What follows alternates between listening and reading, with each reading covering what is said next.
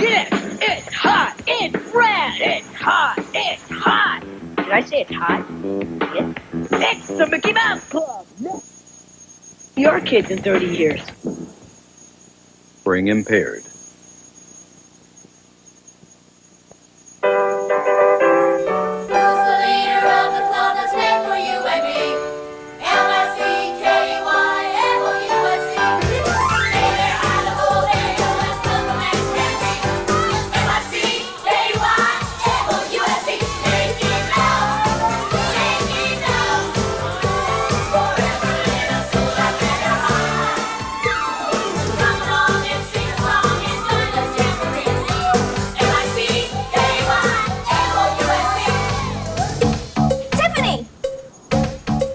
Damon! Rocky! Braden! Lindsey! David! Jennifer! Josh! Randy! Albert! Deedee! Chase! Mowava. Fred, and you.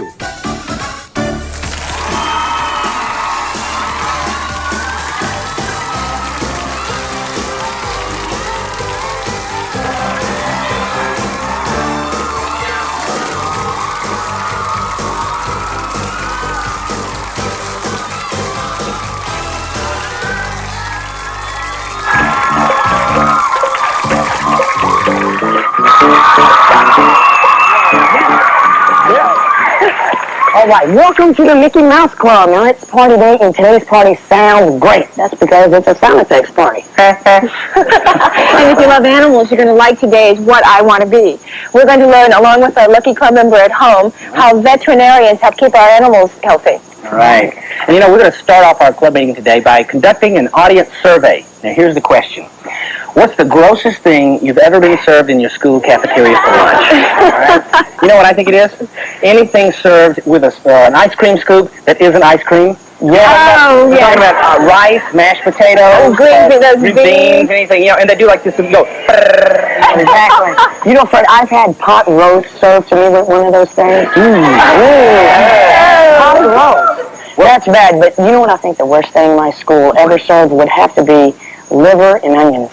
Oh, what cafeteria had liver and onions? Dragon breath, Well, why don't we get with Albert, Rocky, and Lindsey in our studio audience and learn more about really disgusting lunches. Huh? Take it away, Albert.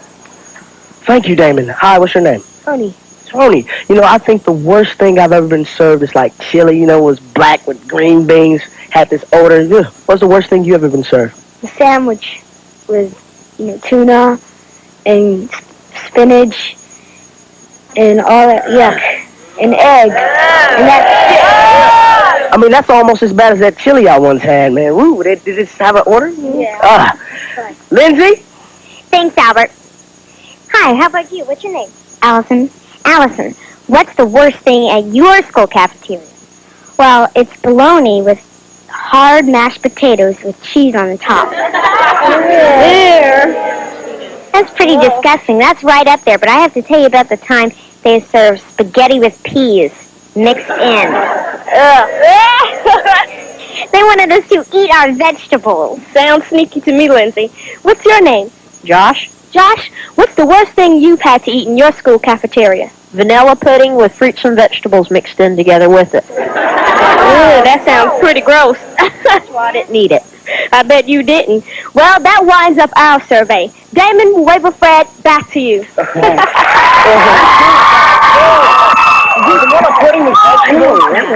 Well, we don't mean to put down school lunches. No. We understand that sometimes schools have to serve mystery meat. Do they have to serve it with an ice cream scoop? I mean, maybe not with an ice cream scoop. But, of course, if you want to play it safe, ask your mom or dad to make you a sandwich to take to school. That's right. And if you don't like what they've made, you can always trade it for something better.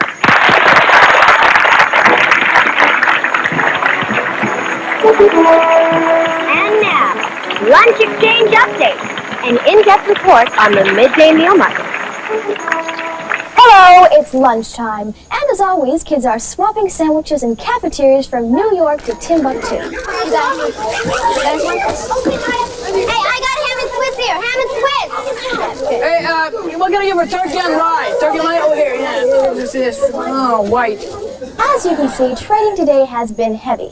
And to help us understand the trends on the cafeteria floor, here's lunchroom analyst Donald Chump, author of Chump, The Art of the Meal. Hello, Mr. Chump, and welcome to Lunch Exchange Update. Thank you, Tiffini. I'm happy to be here. Yes, well, before we get into sandwiches, could you tell us about some of the other foods in active trading? Well, certainly. Let's take a look at our condiment chart. At the start of the lunch period, hamburgers were trading heavily, causing ketchup to be in great demand. Whereas midway through the hour, hot dogs surged ahead, catapulting mustard to the forefront. Fascinating, Donald. Yes. Yes, and how are the desserts faring? Oh, let's take a look at our pie chart. Now, as you can see, apple pie is favored, capturing 50% of the market, while banana cream and strawberry rhubarb split the remaining 2/4. Care for a slice? No, thank you. Oh. And on the sandwich front, bologna was heavily traded, while chicken salad also performed well. At the same time, roast beef suffered a downturn, and for the 6th straight day, nobody wanted any olive loaf. But no sandwich situation looks quite as sticky as peanut butter. Peanut butter? I thought peanut butter was a sure thing. Traditionally it is, Tiffini, but let's take a look at the monitor. Peanut butter was very stable until rumors began to spread that Mom was buying up jars of the competition. Jelly. And there you see, just as we predicted, a merger. Well, Donald, that's just, Hold it? Hold it, there's been some disturbance on the cafeteria floor. Can you make out what's happening, Tiffini? Well, it's very difficult, Donald. Everyone's yelling. Well, look, they're in a panic. Well, apparently there's nothing to trade out there. Donald, what's happened? Oh, it's Tommy Trinder, notorious tuna tycoon. He has made a killing in today's market. Hey, Tommy, how'd you get all those tuna sandwiches? Traded 2 Twinkies. Now there's capitalism for you. At its very best, Tiffini. Well, I can see that, yes, he's done it again. People actually fell for that Twinkie thing. Wait a second, what's this? Is Tommy about to lose his lunch? I think we're seeing, yes, it's a hostile takeover. Well, we'll be following the story as it develops. Thank you, Donald Trump, for being here. My pleasure. I'm Tiffini Hale, and this has been Lunch Exchange Update.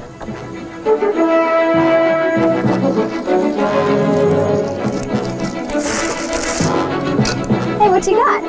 Philly cheesesteak. I'll trade you this egg for that.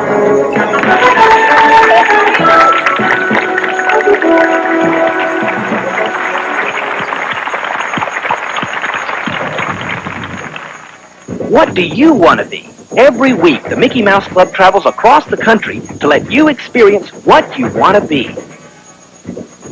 We recently received a letter from Carol Coleman of Omaha, Nebraska. Here's what she wrote. I want to be a veterinarian to save animals' lives, make them well, and heal broken bones. It would be a great pleasure to help these poor little creatures and then see the look of thankfulness in their big eyes. Oh, what a nice letter. Really sweet. Well, on today's What I Want to Be, we decided to give Kara a chance to see what it's like to be a veterinarian. She got to spend the whole day with veterinarian doctor Sue Johnson. I want to be a veterinarian, to help sick animals, to make them well. Hi, Jessica. Yeah, you're a good dog. You know, being a veterinarian is not all fun and playing with animals. It's a lot of hard and sometimes real unpleasant work.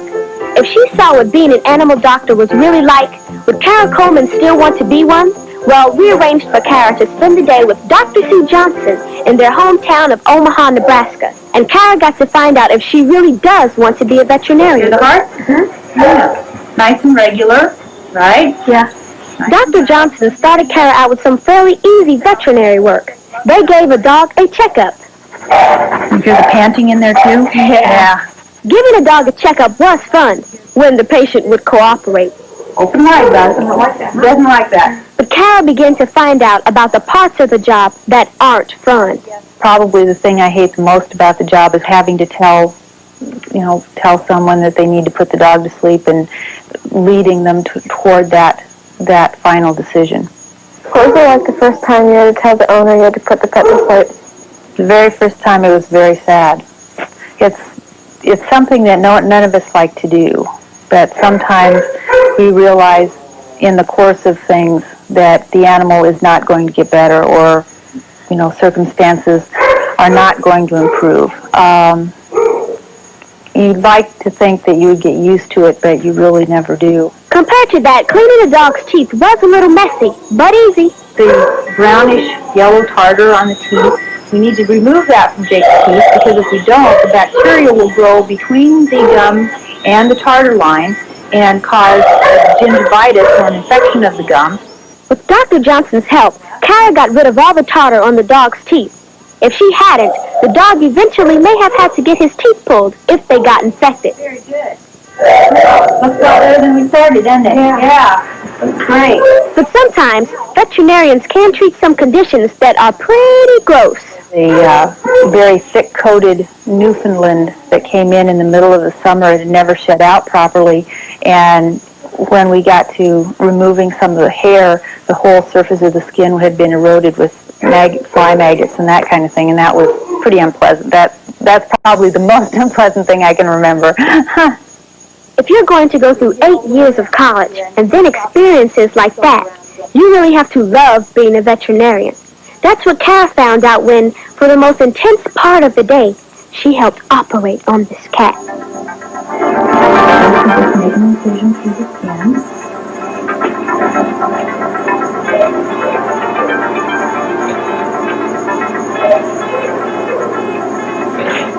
When handing that clamp, and we'll clamp off this other side, and don't want to get any bleeding after we tie that off.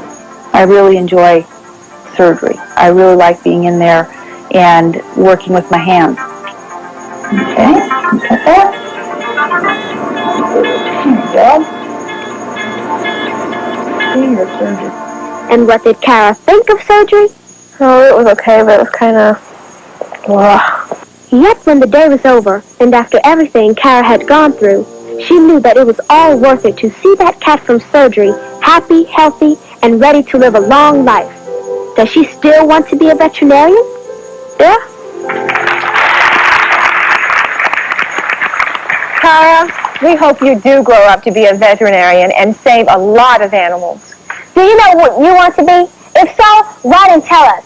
And don't forget to include your name, address, and phone number. Send your letters or your postcards to What I Want to Be, Mickey Mouse Club, P.O. Box 10200, Lake Buena Vista, Florida 32830.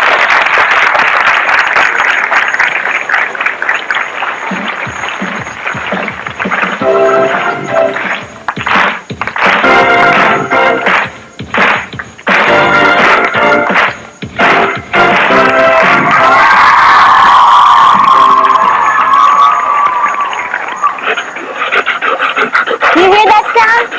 That is a train. That's a train. That means it's time for our sound effects party.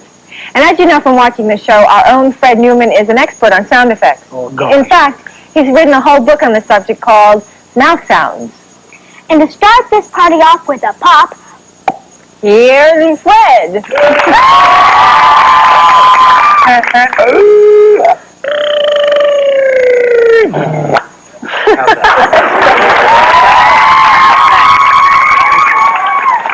Fred, haven't you done sound effects for films and television commercials?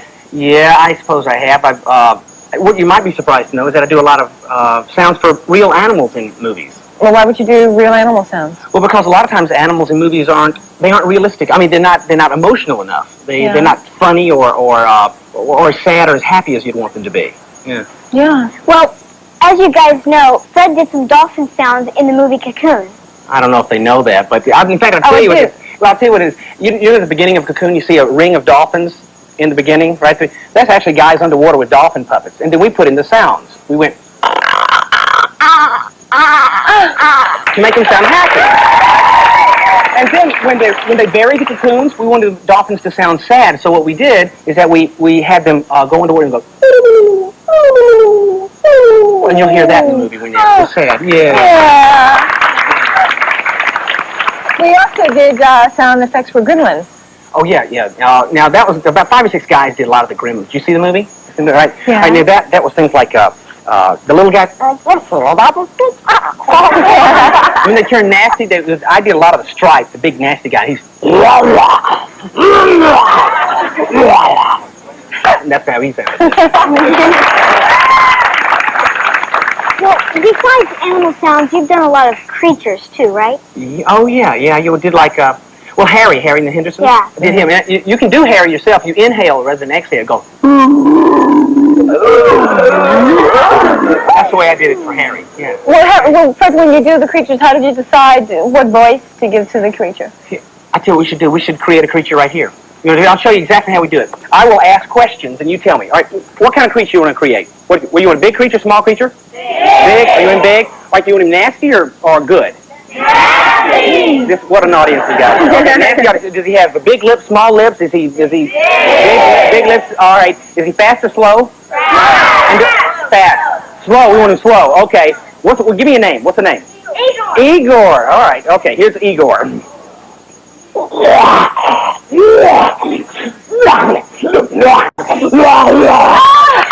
that? Good monster. Gee, Fred, it sounds like you can do any sound effect that they need to use in the movie. I can do, people do vocal effects, but our next guest is going to take us through a whole other realm of sound effects, mechanical sound effects. And I'm going to go over and meet him. Thanks a lot for helping out here. Sure. Thank you.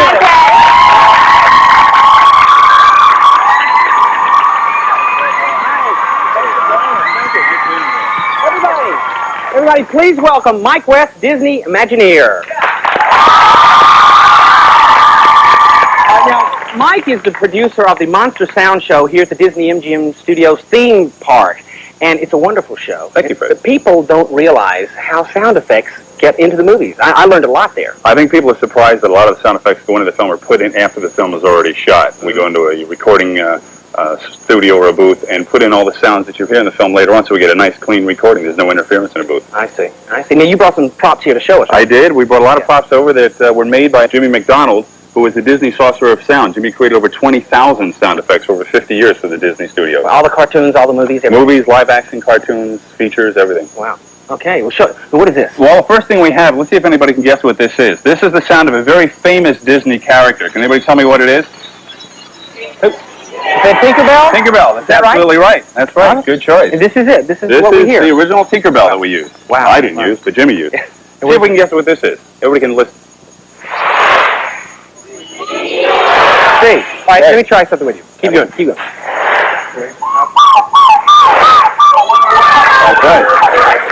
They're very good. They know the sound effects. Yeah, nice. Good teamwork. Yeah, works well. Yeah, now what is this? This is a Foley sound pit, and this is where Foley artists and sound technicians can add the footsteps to an actor, literally following their footsteps. We have wood, leaves and twigs. We have cornstarch over here for snow, and gravel, where they can just literally create the sound. So that's what you hear when you hear actors walk. When you hear an actor walk across a gravel pit, actually we're doing it in a Foley pit. All right, let's put this into a story, shall we? Funny you should mention that, Fred. I have 2 audience members that we found that are going to help us put sound effects to a story. I'd like to introduce Nanette and Rob. Everybody say hello to them. I think we can come up with a story here. Will you give me the story and we'll provide the sound effects for it? All right. All right, ladies and gentlemen, it's time for the Mickey Mouse Club Sound Effects Theater with our special presentation, a gothic romance entitled Lady Windermere's Secret. It was a dark and stormy night. And Lord Emsworth was pacing anxiously in front of a roaring fire. Suddenly he heard a coach arriving in the courtyard. Lady Windermere had arrived. Lord Emsworth ran to the door and flung it open. Gotta get that door open one of these days, he thought, as the beautiful Lady Windermere swept into view, her dainty footsteps echoing in the hall. She was a real thoroughbred, with a grand flourish. She threw her coat onto the sofa. He He never understood why she wore a suit of armor wherever she went, but it didn't matter. Lord Emsworth summoned up all his courage and said, Daphne, I love you. Please marry me and be mine. But Heathcliff, she exclaimed, I cannot. I am engaged to marry another, and I hear his footsteps approaching.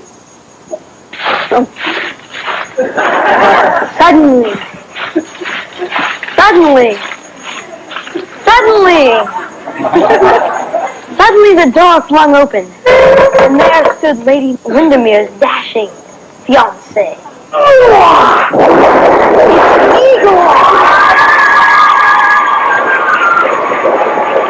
Everybody, let's thank Rob and Nanette, thank you, and a special thanks to you, Mike West, thank you.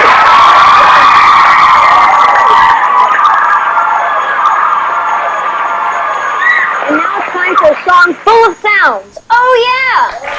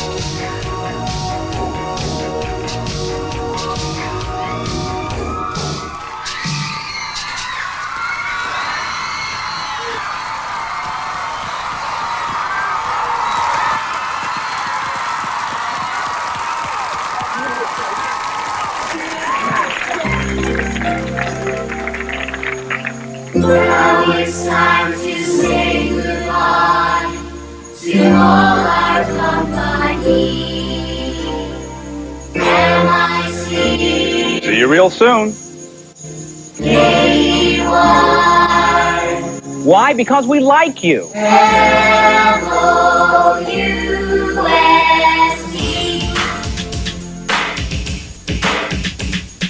Through the years, we'll all be friends wherever we may be.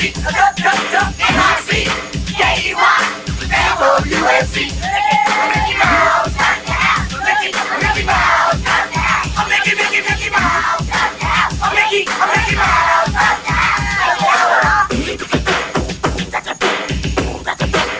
Mickey Mouse.